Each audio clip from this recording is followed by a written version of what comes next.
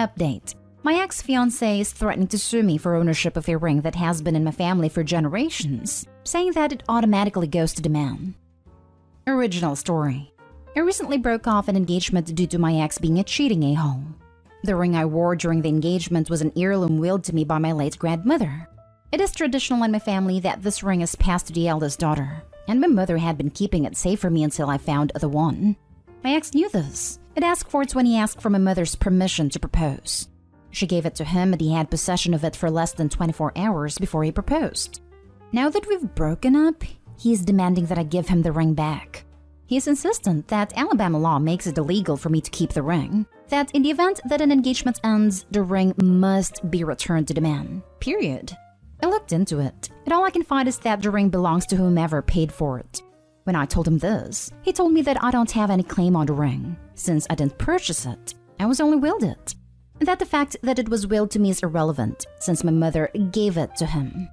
He is demanding that I return the ring and any information that I have about the insurance policy on it. It's extremely old and much more valuable than your average K-jeweler's piece. He says that if I don't return the ring by Monday, he'll sue me for it or its value in court.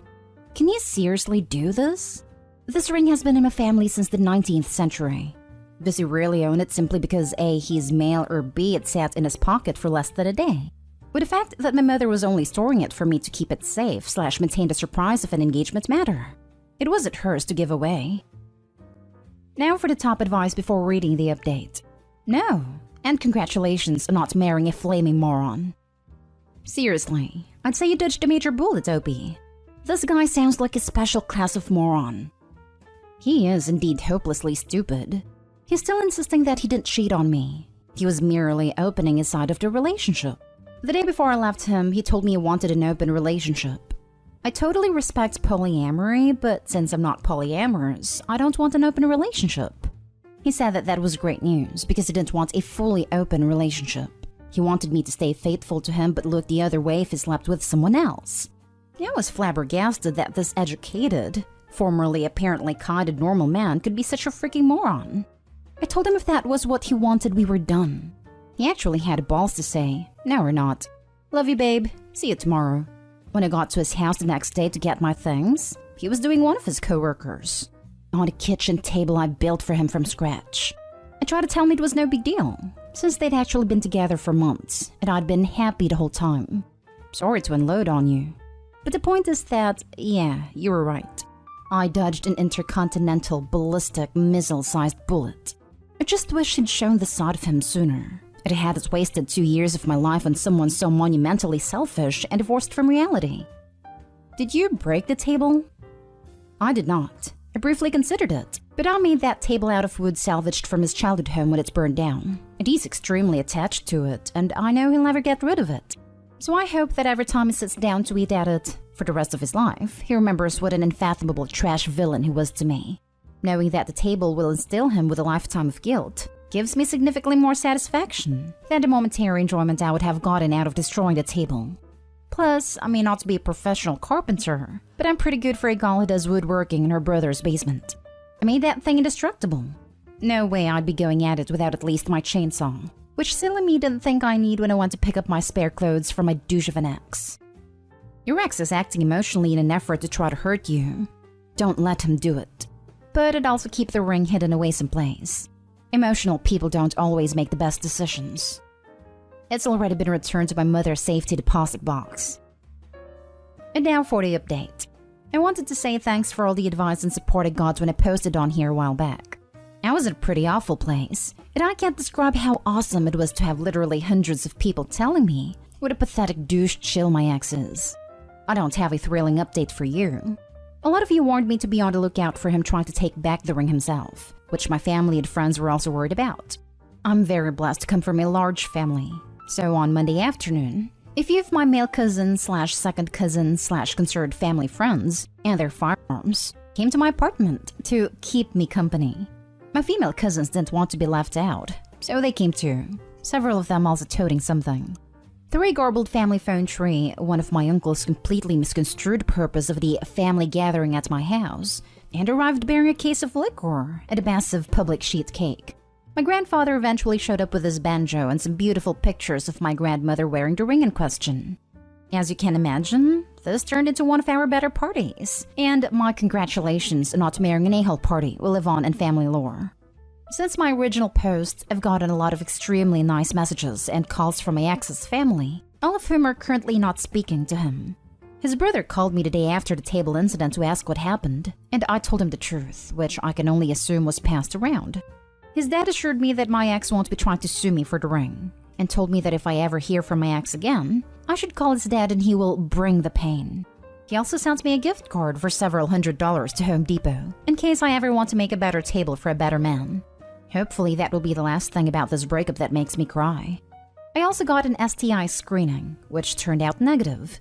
My gyno said that everything looked perfect, absolutely pristine. So I may not be getting married in 3 months, but at least I have pristine genitalia. $10 says the uncle didn't misconstrue anything, and his action was 100% a plan. If something had gone down with the ex, nothing like a sheet cake to prove that it was a regular family gathering and not a premeditated lynch mob. He also sent me a gift card for several $100s to Home Depot, in case I ever want to make a better table for a better man. Holy cow. I don't think there was enough burn cream at Hemisphere for that one. That man is not happy with his son. No, he surely is not. Obviously, my ex can rot in whichever circle of hell is designated for people like him. I want to say second, but wasn't the most enthusiastic Dante student. But his parents are awesome people, and it makes me sick that they're so torn up about how terribly their son acted. There were a lot of "where did I go wrongs" tossed around when they called me. His dad was so mad he took the table back and told him it didn't deserve it. I think that's my favorite part of this follow-up.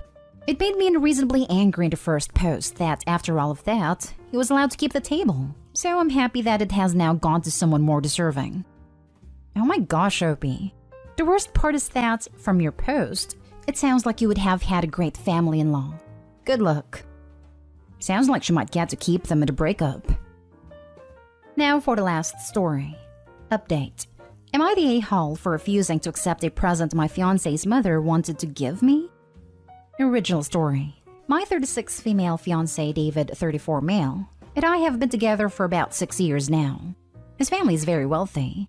Although I'm very successful and a high earner, my fiancé works for his family's business and makes more than I do. I never wanted to be perceived to as a gold digger, which is why I try to keep my expenses strictly separate from his. I pay for my half of everything. If he ever gives me a gift, I make sure I get him something of equal value. David has often insisted on treating me, but I always refuse. I really don't feel comfortable letting other people pay for me. My fiancé has learned to respect this. After we get married, we will split all household expenses on a 50-50 basis. Our wedding is in October. His parents insisted on paying for a grand wedding for us, but David and I convinced them that we'd rather pay for it ourselves. The other day, David's mom showed me a diamond and sapphire necklace and earring set that she had kept for David's future wife. She said she wanted me to have it and preferably wear it on our wedding day. I felt very uncomfortable with this. I never accept any presents that I can't afford on my own. I told her I was flattered, but that I can't accept something so expensive. I told her I won't be able to give her something equally expensive in return, and I'm not okay with that.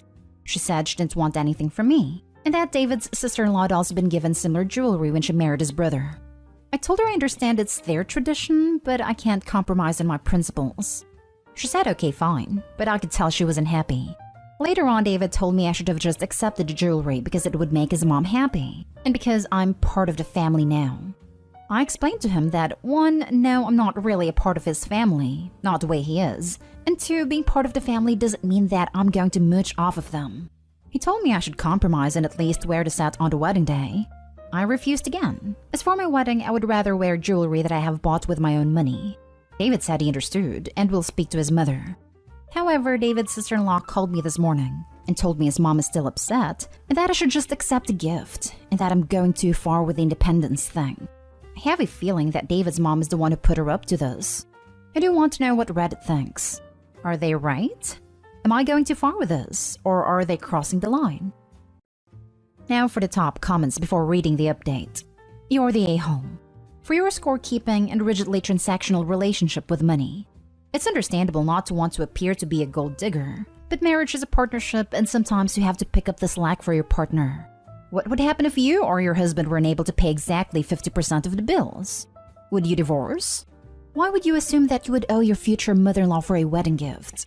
It's to welcome you to their family and give you something that could be passed down to your kids. It was very hurtful to refuse a gift from your future mother-in-law. You could have worn it once and then put it in a safe deposit box. I'm so torn, sorta, on this. I absolutely get Opie. She is proud of herself, her earnings, making her way in life not depending on anyone but herself, monetarily.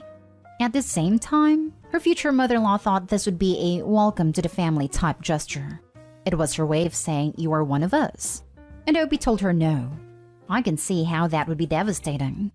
I think the major difference is that Opie viewed this jewelry in its monetary value, while future mother-in-law viewed it in its sentimental value. I personally lean towards mother-in-law. It may be expensive jewelry. The meaning behind it, though, is this is part of our family. Now that you are a part of the family, it is yours too. I'm not sure how to judge this. I feel like you're the a-hole. You don't have to accept charity or anything like that. I completely understand your mindset. Question: did the future in-laws buy this jewelry just for you, or is it a keepsake in some way? Worst case, they bought it specifically for you, and, as long as there's no string attached, they wanted to give you as an official acceptance to the family that you could also pass on down generations as an heirloom to your daughters or daughters-in-law. Edit: also, what if they were artistically inclined and had painted a mural for you? Would you refuse it because you can't paint an equally beautiful mural? They are giving you love and acceptance, not something they think you could sell off for a lot of money. Not specifically for me. David's mom had various sets made for their daughters and future daughters-in-law. And now for the update. I posted this weeks earlier and I'm now back with an update. I read all of your comments and advice about not thinking of gift giving as strictly transactional, and would like to thank you for your help and your honesty. Anyway, my partner David and I got married just 3 days ago. After posting about the necklace incident and after seriously considering all of your comments, I decided to speak to his mom. The next time we met in person, I sat down with her and told her I was sorry if I had hurt her feelings. I told her that I was honored to know that she considers me a part of her family. My mother-in-law took my hand in hers and told me that she respects me a lot for being so independent. She said one of the reasons she's so sure that her son made the right choice is because it's clear that I'm not with him for his money. She said she was proud of me for all that I've accomplished and the hardships I've had to overcome. She also said that it's okay to accept gifts from those who love you. I nodded. I never really had a heart-to-heart with her before. Up until this point, our interactions had always been very formal. I never really knew that she felt any affection for me. I didn't know how to react. She then gently asked me why I was always so distant. Why I still felt like I needed to prove that I'm not after anyone's money. She told me I didn't have to. That everyone already knew that I'm more than capable of pulling my own weight, paying my own bills, etc. And that it was time for me to relax and let my guard down a little. I was tongue-tied, as I usually get with emotional conversations. I thought about telling her all about my childhood, my traumas, etc, etc, etc. But I didn't, as I did not want to burden her. I haven't even told David. As it was time for me to leave, we hugged awkwardly. For the first time, I just nodded. If I had spoken, I might have cried. A few days after that, my mother-in-law came over again. She brought with her the necklace and earrings that I had refused to accept. She offered it to me again. I still didn't want to accept it, but I also didn't want to reject it again. I was just trying to figure out what to do. I must have looked stressed, because my mother-in-law told me I didn't have to give myself a headache over it. She said it good-naturedly, with a laugh. She then asked if I would like to just wear the earrings to the wedding, along with my own necklace that I had bought for the occasion. I was so relieved. I excitedly said yes. I loved that idea. I thanked her. She had taken a huge weight off of my shoulders. Later that day, David told me his mom was very happy that we could work things out. The wedding was beautiful. A quiet, intimate affair with lots of fun and laughter. I still haven't worked out all my issues, but I'll continue to try. Once again, thanks so much for your help. So happy it worked out for you. I would recommend opening up to your husband about your traumas. You will end up growing closer. You may also want to start therapy. It will help you with your traumas. I'm considering it. Thing is, after a lifetime of bottling up, you don't really know how to open up. But I'll try. Thanks. Talking to a therapist will help you develop the skills and find the words to be able to share. It might take a while to find the right person, so don't give up if the first few don't work out for you. After a few sessions, you could also ask your therapist for a joint session with your husband, so your therapist can help you talk about your trauma and support your husband if it's something that he may find very distressing. The right support will help make this a less stressful experience. Congratulations! But please, for the love of God, see a therapist if you haven't already. It sounds like you're incredibly distraught and causing others distress over your mother-in-law trying to do something incredibly sweet for you. I promise you are 10,000% overthinking the situation. I completely relate.